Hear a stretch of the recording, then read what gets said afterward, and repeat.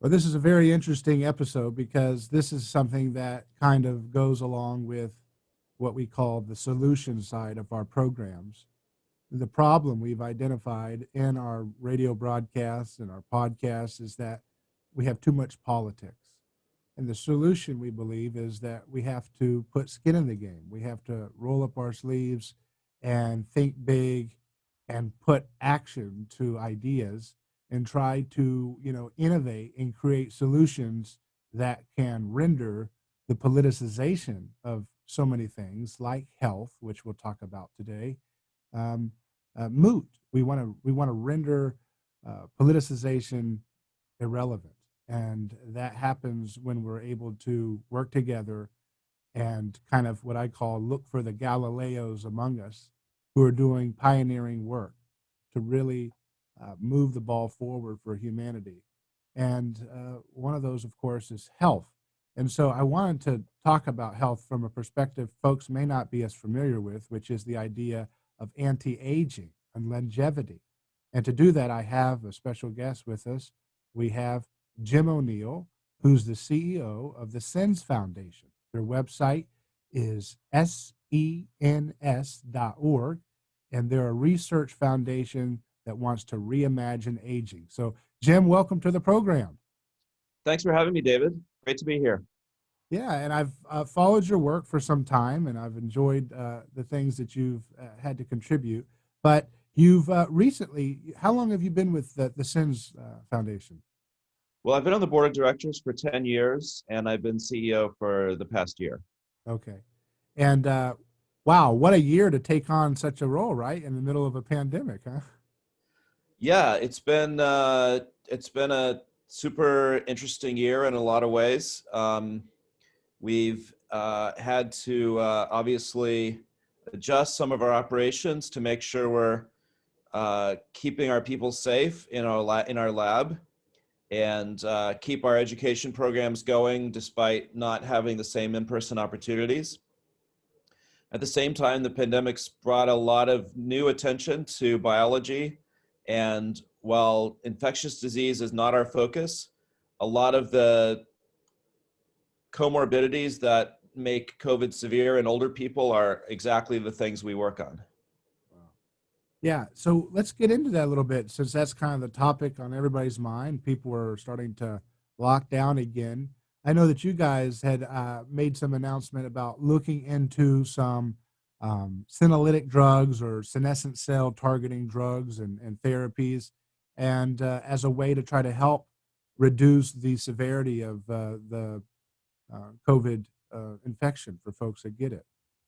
What is the status of that? That came out. That was about, I think, middle of this year. Your announcement, and what's happened since? So senescent cells are a kind of dormant cell that stops dividing and spews out a lot of toxic molecules. And that's something that happens more as we age and is a driver of a lot of diseases of age. So there's a lot of ways to address that. One is with drugs that can just simply destroy senescent cells. So those drugs are called senolytics. Another is trying to change the cells so that they stop being so toxic. That approach is called xenomorphics. And both of those are promising, and lots of people are working on them. One that we're working on in our lab is a different approach, which is enhancing your immune system so that it can destroy senescent cells. So one of the many things that gets weaker with age is your immune system. So your immune system normally has a lot of important jobs, which is identifying and destroying cancer cells, identifying and destroying infections, infected cells, and identifying and destroying senescent cells. All three of those get weaker with age.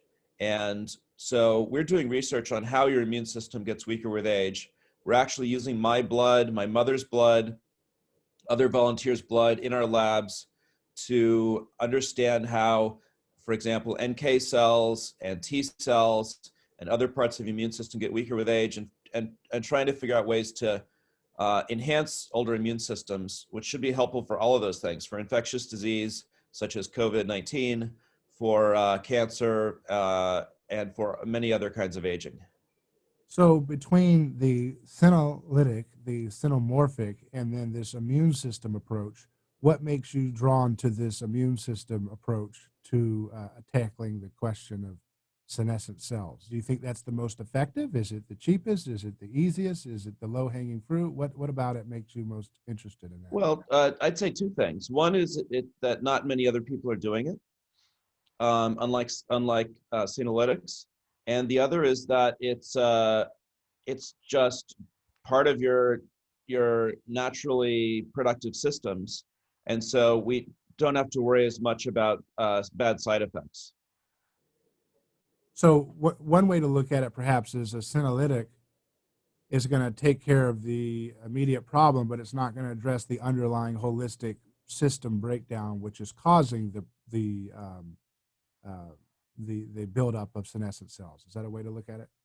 That is, and another research project we're doing in our lab is related to secondary senescence. So senescent cells become senescent for various reasons, such as inflammation, wound repair, and so forth.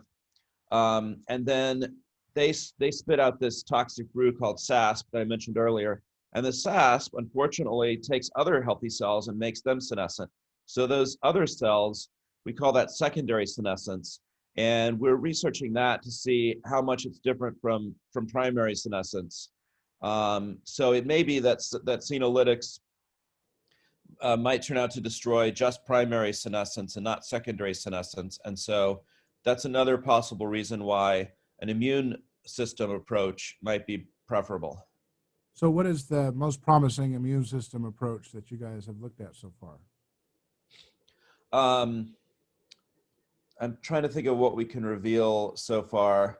Are these natural things? Are these dietary changes? Are these drugs? Therapy? I'd say it's too soon to say exact. We're still on the sort of conceptual, figuring out exactly why NK cells seem to decrease in both number and functionality as we age. What was And the term for the cells you just used? NK, which actually stands for natural killer. Okay. So natural killer cells are part of your immune system, and they get, as you age, they get both less populous and less effective, and so we're working on making them, as common and as effective when you're old as when you're young. Now that's interesting. So before we go further in the field of anti-aging research, do you think that is for folks who are totally new to any of this, and we can get into some of the philosophical worldview reasons for why people should think about anti-aging, but is targeting senescent cells either through killing them directly, morphing them, or healing the immune system, which will get rid of them that way? Is that the most promising? Is that the gorilla in the room for anti-aging medicine? Is that where the focus needs to really be? Or is it, because I've heard about telomere, you hear about this and that, and it's kind of like, where do you start? Is that the big starting point? I would say there's not a single, so our view is let me put it this way. Aging is a single thing in the sense that your metabolism, which is everything your body does, is very efficient. Your body is evolved to handle a lot of activity and insults really, really well, but the efficiency is not 100%. There's tiny imperfections, and unfortunately, those tiny imperfections slowly accumulate starting at conception.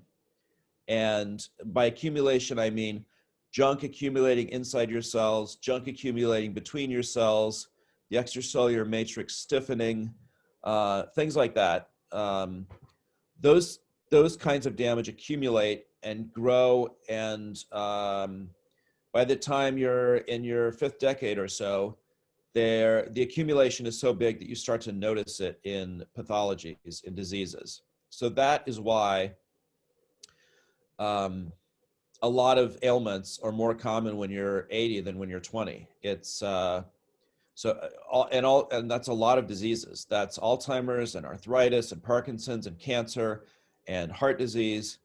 All of those are a consequence of a single thing we call aging. But uh, this accumulation of damage that I've discussed, we've broken it down into 7 types.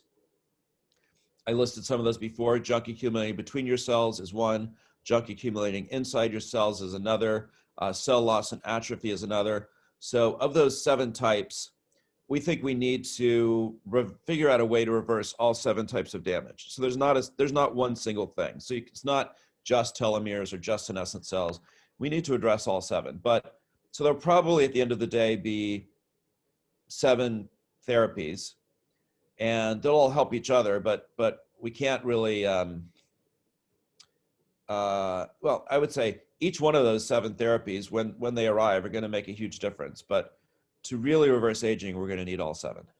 Mm-hmm. So one of the things, I just interviewed Dr. Chris Kenobi, who has a foundation called Cure Adult Macular Degeneration. He's an ophthalmologist, but he's done a lot of great research on the influence of seed oils, omega-6 seed oils, linoleic acid, and how we've way overconsumed them, starting with the introduction of vegetable oils. 1866 in America, we get cottonseed oil. They figured out a way to make it,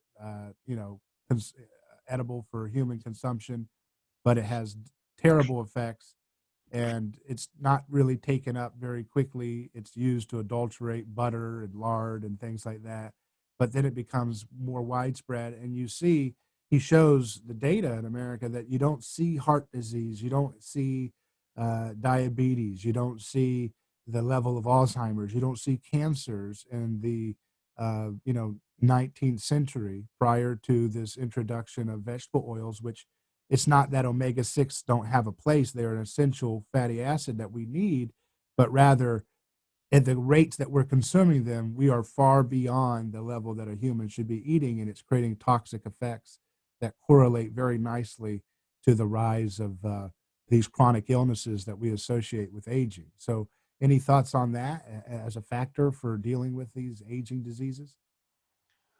So dietary interventions are good. Everything you said, I think, makes sense. It's not something we're focused on because things like diet and exercise are good for slowing down aging if you get them right. But and slowing down is absolutely worthwhile, but we're trying to develop drug-like interventions that can actually reverse aging, not just slow it down. So that I would say diet is not an area that we focus a lot on or that I'm an expert in. Okay. So let's start with that foundational premise. Why should we? Because I think everyone in the mainstream would say, okay, yeah, let's work on chronic illnesses associated with aging. And but you're saying let's go further than that, and that there's good reason to go further than that. So what is the driving force behind your motivation to reverse aging and to do so, in a relatively short amount of time, hopefully? Well, one reason is that I think it's going to be more effective at the commonly accepted goals. In other words, billions of dollars are being spent on trying to ameliorate and manage the symptoms of chronic disease, but most of that money is being targeted at a very late stage, after the disease has already appeared. So people are treating Alzheimer's after it's obvious that the person has it. And the same with cancer and all these other diseases, arthritis, heart disease. So we're trying to reverse the damage before it's even noticeable. So, in your 30s, you're starting to accumulate damage that's going to turn into all these diseases when you're 70. And we'd rather reverse the damage earlier. So if we're successful, these later stage therapies will become less important. And the shared goal of, it would be great if 80-year-olds didn't have all these diseases, could be addressed a different way. Is it possible? I mean, is the idea, I mean, I don't want to, how to say this? you want to get to a point where people can eat corn dogs and pizza all their life and then, take a pill or something and at their 30-year-old level and it starts doing all the magic to keep them? Or do you think it does take all those full lifestyle, all hands on deck for lifestyle if you really want to be serious about reverse aging? Yeah, I'd hate to say it that way, but we'll see. I Yeah. mean, don't start eating corn dogs now. But as therapies get perfected and made available, um, we'll see how much damage we can reverse and how much sort of poor habits will become, harmless. So what is the big, or do you have a pet theory that you prefer that you think is your kind of working hypothesis for, how to attack these things? I know you said there's several different aspects of therapies that you're looking at, but is there kind of a holistic roadmap that you think is taking place with aging that can be mechanistically undone?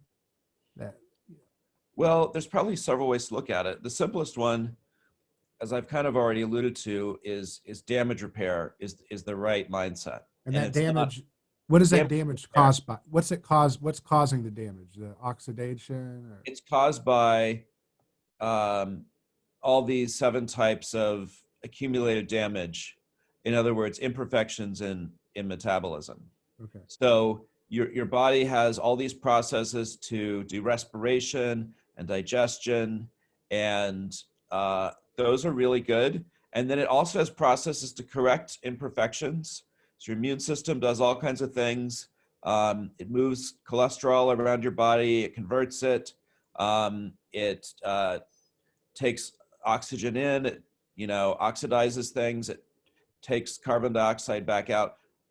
It has a lot of correction mechanisms, but both the original processes and the correction mechanisms both decline with age just due to accumulated damage. And so uh, the the sort of holistic way I would look at it is all this damage is happening, and we just need to reverse all of it. And is that something that nanotechnology is going to be a key asset for, or is it going to be chemical compounds that probably do a lot of that? Yes. So nanotech, strictly just means a different scale of uh, size of objects that are performing it. So Right, yeah, by all means, a lot of the technologies we're looking at are on the nanoscale. right. It's very interesting. So when we look at these therapies that are being proposed, are these things that people can expect to see, in their lifetime if they're, middle age or younger? Or what do you think the time scale of seeing these things come to market? And secondarily, is the regulatory environment welcoming for this type of research? Is it an open door to do this for the foreseeable future? So I'd say the regulatory environment is not really helpful for any kind of innovation, and I hope that it gets better because that would be helpful for all kinds of medical innovation, not just that related to aging. But yeah, I do think that we'll see some things on the market in the next 15 years. So when we develop a technology to a certain stage, we spin it out into a biotech company.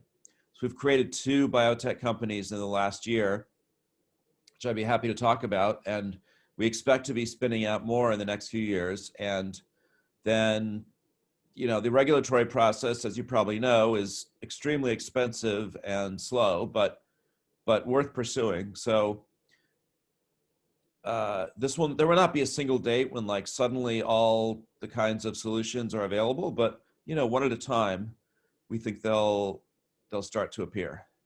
And are these first drugs that could come to market, are they going to be targeting people who are younger, like past a certain age threshold, or like within a certain threshold of age, or are they going to be dealing with trying to stop the later aged folks from having increased damage? Well, the good thing about damage repair is you can kind of do it at any age. It's never really too late. Now, it might turn out that reversing a certain kind of damage is more effective before it's become a late stage disease. But it'll still be useful even in late stage. Knowing what you know, for folks who are, a lot of folks who are not into the space as detailed as you are, and we can talk about those two companies that you mentioned briefly, but knowing what you know, I mean, I know, you have to, you're also a proponent and advocate of this space, but do you realistically believe that, within like our lifetime that you're going to see some serious reversal of aging? I mean, are we going to be able to see, I'm 31, right? So are we going to be able to see people my age when we're 80 or 90 look like a 60-year-old or a 50-year-old? Is that as close as we're going to get in our lifetime? Or, you know what I mean? Like how dramatic of a progress do you really, if you want to be conservative, think we're going to see at our generation? Well, the biggest limitations on progress here are regulatory, talent, and money. So you can lump those last two together as resources. So it's clear that there's a ton of potential in this space.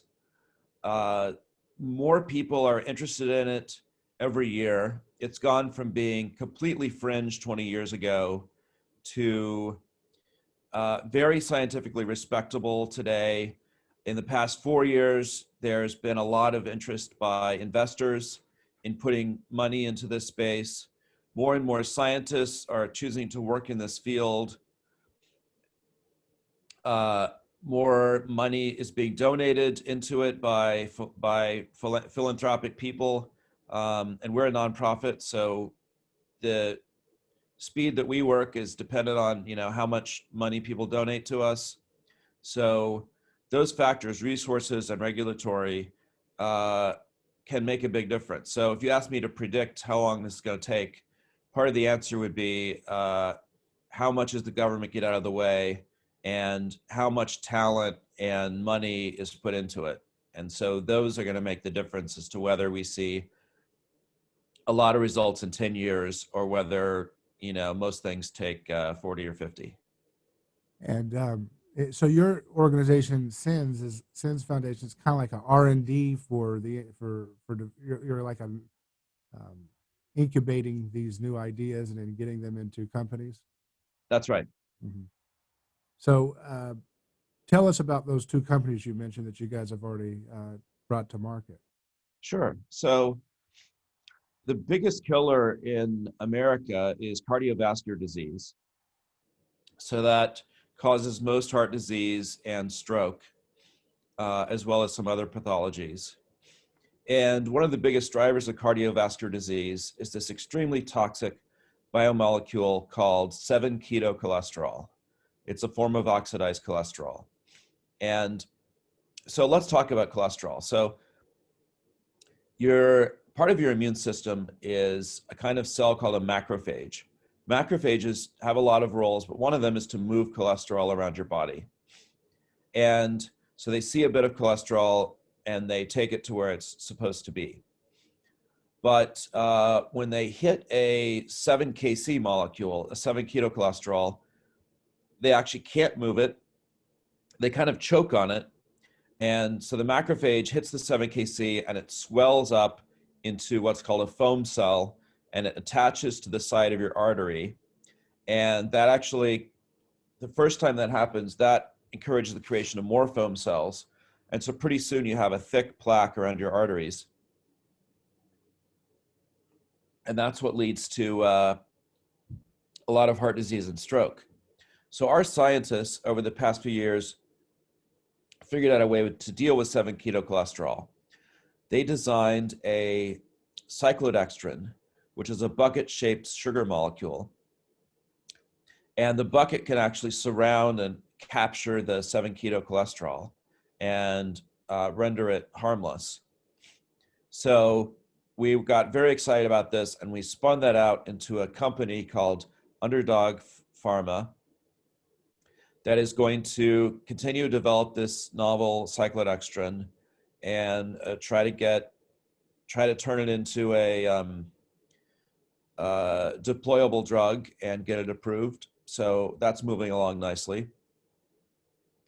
Now the second is your tissues, as they age, your collagen and a lot of other proteins tend to kind of brown with age. It's a lot like cooking a steak. So tissues get stiffer and more brittle with age. And that I'm talking everything from skin tissue to heart tissue. So we sponsored research on some of these links at Yale in the chemistry department, and figured out that probably the most important of these cross links is glucosapine. So it's a type of advanced glycation end product cross link. And then we found a way to reverse these break these cross links with an enzyme. And so we spun that out into a company that's working on that, that's called Rebel, that's in San Francisco. So they're basically figuring out a way to uncook a steak and make your tissues young and supple again. So with these things, do you guys run into a lot of potential side effects? If you're doing something so dramatic, that does it come with potential side effects, of course, or? Sure, that's absolutely something that we and everyone developing a drug needs to worry about. So typically you start with animal testing, and you're looking for both safety and efficacy in animals. And then once you've done that, you talk to FDA, you start to move on to human trials, and both for the sake of the regulators and for the sake of doctors and patients, you're trying to get as much data as you can on how effective it is, who it would be effective for, what the most effective and safe dose and dosage form would be, and all those things. Very interesting. So has there been any side effects popping up yet, or is it just too early for that conversation? It's too early for that. Yeah. Yeah. So it's interesting. Both very early companies. Yeah. Okay. I see.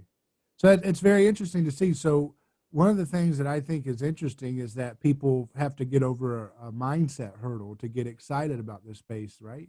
Because there's this expectation, we call it a culture of death, cycle of life, circle of life, Lion King, all these tropes that we are programmed into, even in the church. For folks who are religious, there's this expectation that this is the cycle of life, and death is a natural consequence of sin, or whatever different ideas people put into the conversation. So, what is your personal philosophical animus for believing that aging can be reversed in dramatic and real ways? So for most of human history, as you kind of alluded, death was the biggest and baddest fact of life. And most of human culture, I would argue, has been trying to figure out a way to let people get stuff done without just sitting around fretting about death. And so most cultures came up with ways to say that death either isn't real or is somehow good. That was the best culture could do when science was so primitive. But in the past, maybe starting in the 20th century, as biology started to really rapidly advance, it became conceivable that death wasn't just this fact of life, but that science could actually do something about it. And so that started to push death into the conceptual category of a problem rather than a fact, something that could be addressed, or at least, either resolved completely or at least indefinitely postponed. And culture hasn't really caught up, understandably, because it's a major change in the way we think about what's possible. So a lot of us still have a cultural attitude that death must somehow be good, because that's been the only way to sort of muddle through. But we're starting to more and more see that it's at least conceptually something that we can do something about. Mm-hmm. And so a lot of people are caught between a culture telling them one thing and science telling them another. And to be clear, it's not a solved problem yet, but it has moved from fact to problem. So I think that I love optionality. I love people having choices. I love the idea of escaping from physical limitations on people doing what they want to do.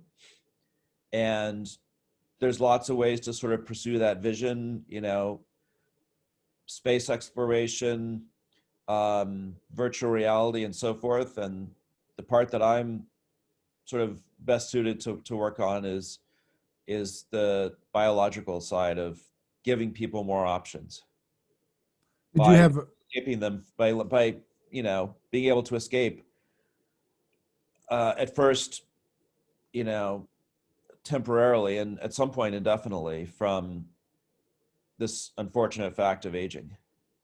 did you have a personal experience or something that really animated your focus on this particular aspect of expanding human freedom by fighting aging? Well, I grew up as a conservative and then worked in government a lot, which made me pretty libertarian and much more interested in freedom and its importance and its constraints.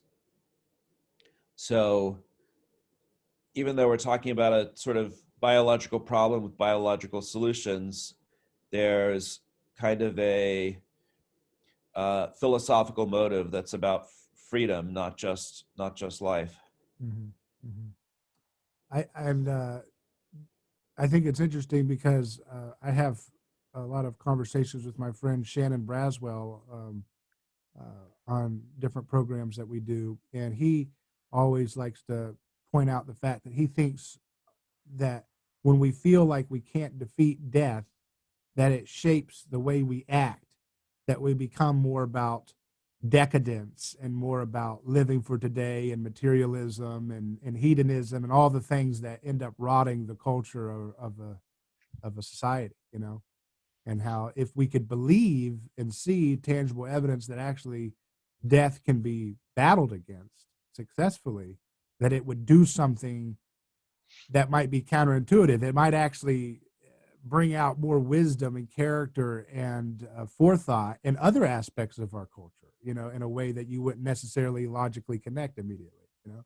Absolutely. So there's a lot of nihilism in our country and our world, and I would attribute a lot of it to bad economic circumstances and bad social circumstances. So there's a lot of people growing up in places that don't have a lot of hope, and that makes people less inclined to pursue optimistic visions, less inclined to have children, less inclined to or less able to form stable attachments to people and to things. And so just like aging, there's a lot of types of damage that all like exacerbate each other. I mean, the same is true with a lot of social and cultural forces. If one thing gets broken, if higher education or employment or wage stagnation, any one of these can just, you know, add to a cycle of pessimism and doom. Right. So if people can see aging battled against, it gives them a different purpose. I think it's a death anxiety that undergirds so much of the decadence and lack of ambition and vision and dreams. You know, we don't want to dream if we feel like we've reached the conclusion.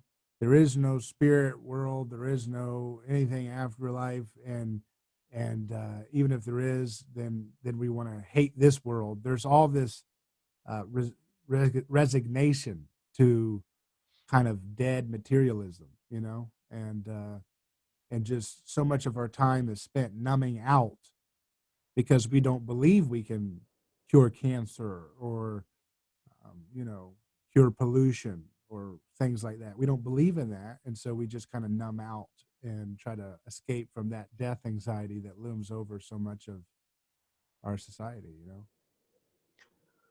Yeah, that's true. So there's a lot of discussion about long-term world problems, some Malthusian overpopulation concerns, concerns about environmental problems that are on very, very large timescales. And a lot of people say, well, people need to take a longer view and focus more attention on problems that won't really become real for a long time, biodiversity, what have you. So if we can give people the confidence that they're likely to live longer, it will naturally make people more interested in thinking about long-term risks, artificial intelligence, all kinds of things. Yeah. Very interesting. So when you have a long-term view, you have wisdom, you have economic savings, right? You have a lot of good things that we want to encourage. Capital formation when you have a big picture view instead of a high time preference, right? Right.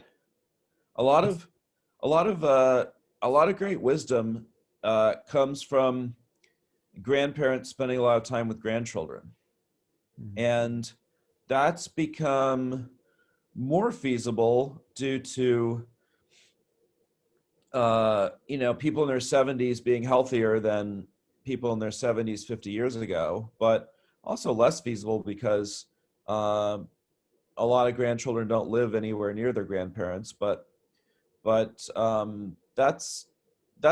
important cultural force that um, is absolutely worth preserving. And so making 80-year-olds strong and vigorous will have a lot of cultural benefits in addition to just less suffering. So what success look like to you in all this, for you personally? So sometime in the future, I suggest it will become routine for people to go into a clinic maybe every 5 years, starting when they're 25, get hooked up to a machine for a few hours, get a lot of junk cleaned out of their bloodstream and indirectly out of their cells,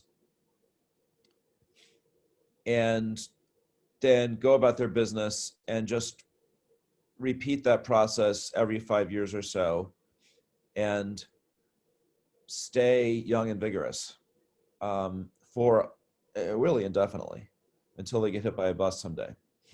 And But you're going to solve that with autonomous cars, right? somebody else is. Somebody else is. Yes. So that world is going to look very different, but I'm super excited about it. It is going to happen for sure. The only question is when. And so I'm trying to make the when be sooner rather than later. Very good. What I can deal with a lot of people who say that a lot of things are impossible. So saying that something is impossible is equivalent to saying it will never happen. mm, When someone says this will never happen, I ask them, well, could it happen in 10 quadrillion years?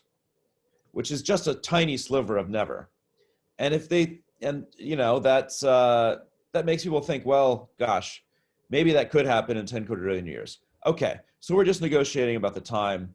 How about 100 years? mhm. That once you walk people down that sort of logical train, people can get a lot more optimistic about what's possible. And I think a lot of folks in the church would do well to reconsider how the church and Christians should think about death, because I think Jesus is the original guy who comes into history and says death is an enemy that can be defeated and is Yes. defeated. And yet that doctrine has not been fully really developed or acknowledged by a lot of Orthodox, Christian institutions. Uh, Maybe because it takes a little bit for humanity to get that sinking into their, okay, what is he actually saying there, so um but I think, when it says that in the scripture that the last enemy to be defeated is death, that means, well, are you talking about in some kind of metaphysical, abstract, platonic afterlife, or does that mean in history we defeat death in history? And if that's the question, if that's true, then that should be a big inspiration for a lot of folks who are Christian who want to live out the imitation of that reality, you know?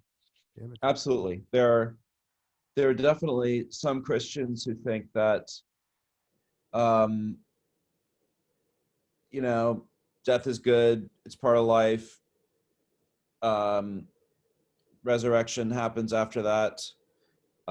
Therefore, what's the point of pursuing something like ending aging? But there's a lot of others that totally see it as being completely compatible with their faith in ways that you just suggested. Yeah, reverse aging to me is a down payment on a resurrection life. You know, it's like a first fruit, so to speak. You know, you're embodying it for what's to come in a more complete way, perhaps. But because at some point you do have those buses. Yes. So, hey, I want to ask you, what can folks who are at home who are interested in this idea, maybe if they're beginners, they can get started with some beginning research.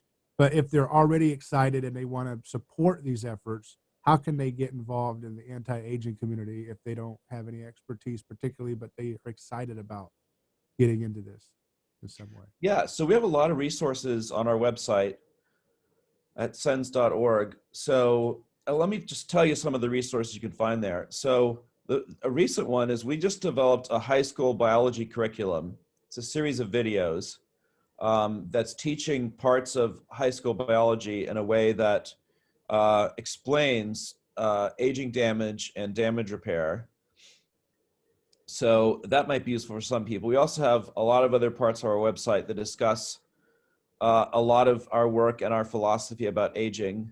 So one thing we didn't talk about today is rejuvenating the neocortex, implanting cells into your brain, turning them into neurons, synaptically connecting them. That's a way of dealing with all kinds of dementia, such as Alzheimer's and Parkinson's. We're doing exciting stuff about that we have a newsletter you can sign up for. But broadly, just as I said, changing the way people think about aging is essential to speeding up progress in this area. So if people are investors or if they know philanthropists or regulators, just helping to raise awareness among all these groups is extremely important. Well, very good. Well, it's been a pleasure talking to you, and I want to keep following your work and staying abreast of what you guys are doing. It's very interesting stuff, and I want people to visit your website, sens.org, sens.org. That's sens.org. Yeah, thank you so much for having me on, David. It's been a great discussion. I always enjoy talking with you. Very good. You have a great one. Thanks.